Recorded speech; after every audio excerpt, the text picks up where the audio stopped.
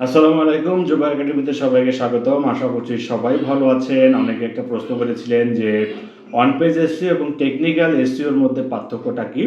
আমি আমার দৃষ্টিভঙ্গি থেকে যতটুকু জানি বা যতটুকু বুঝি তার আলোকে আলোচনা করব। অনেকে অনেকভাবে আলোচনা করতে পারেন। তো টেকনিক্যাল এসইও এবং অনপেজ এসইও আসলে দুটো একই বিষয়।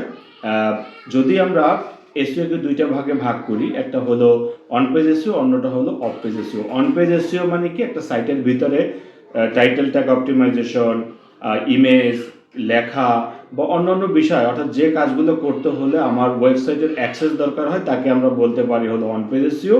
আর মার্কেটিং পারপাসে সাইটের অথরিটি বৃদ্ধি করার জন্য কিংবা ব্যাকলিঙ্ক মানে ব্যাকলিঙ্ক টাইপের যে কাজগুলো আছে এগুলোকে আমরা অফ পেজ এসইও বলে থাকি। এবার কথা হলো তাহলে টেকনিক্যাল এসইওটা আসলে কেন আসলো এই এতগুলো আলোচনার মধ্যে? তো টেকনিক্যাল এসইওকে কেনই বা আলাদাভাবে সবাইকে দেখানো হয়? মূল বিষয় হলো টেকনিক্যাল এসইও অনপেজ এসইওর একটা পার্ট। কারণ হচ্ছে টেকনিক্যাল এসইও সব কিছু কাজ করতে হলে আপনাকে দরকার হবে সাইটের অ্যাক্সেস এবং অর্থাৎ সাইটের ভিতরে কাজ করার একটা পারমিশন আপনাকে অবশ্যই দরকার হবে। কারণ হচ্ছে টেকনিক্যাল এসইও মানে হচ্ছে টেকনিক্যাল যে কাজগুলো করতে হলে আপনাকে টেকনিক্যাল নলেজ লাগবে। যেমন এখানে হতে পারে যে সাইটের ডিজাইন, সাইটের স্ট্রাকচার, একটা ওয়ার্ডপ্রেসের সাইট যদি আপনি করতে চান তাহলে সাইটের যে ফুটার নিয়ে কাজ করা, হেডার নিয়ে কাজ করা, তারপরে কি বলে যে বিভিন্ন ধরনের ডিজাইন রিলেটেড যে বিষয়গুলো আছে, যেমন এখানে অনেক কিছু কাজ করতে হয়, যেমন HTML, CSS, অনেক সময় জাভাস্ক্রিপ্ট। এই বিষয়গুলো যখন আপনি নিয়ে কাজ করবেন, অর্থাৎ যে কাজগুলো করতে হলে আপনাকে একদম টেকনিক্যাল নলেজ লাগবে আর কি। তো এই কাজগুলো লাগে। অন্যদিকে সাইটের স্পিড অপটিমাইজেশন, তো স্পিড অপটিমাইজেশনটা নির্ভর করে কিসের উপর?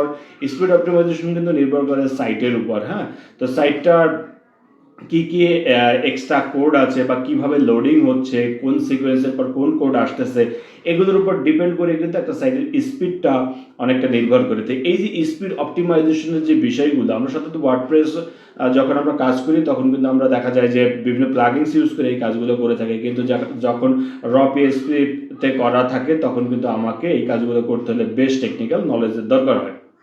তো এই হলো মূলত একটা বিষয় যে যে আমরা যখন টেকনিক্যাল বিষয়ে যে কাজগুলো করবো, অনেক সময় টেকনিক্যাল এসইওকে যদি আমরা ভাগ করি তাহলে দেখা যাবে যে ট্যাগ ম্যানেজার, এটাও অন কাইন্ড অফ টেকনিক্যাল এসইওর ভিতরে কাজ করেন।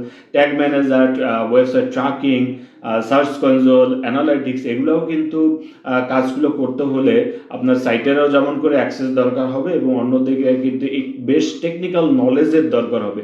তো যে কাজগুলো করতে হলে আমার টেকনিক্যাল নলেজ দরকার তাকে আমরা টেকনিক্যাল এসইও বলে থাকি।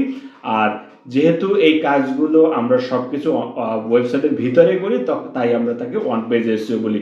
আশা করছি যে টেকনিক্যাল এসইও এবং ওয়ান পেজ এসইওর মধ্যে মোটামুটিভাবে একটা আইডিয়া পেয়েছেন এবং বুঝতে পেরেছেন যে কেন আমি দুটাকে এক বললাম। তো আজকের মধ্যে সবাই ভালো থাকেন, সুস্থ থাকেন। আবারও দেখা হবে নতুন কোনো প্রশ্ন উত্তর নিয়ে। আল্লাহ হাফেজ।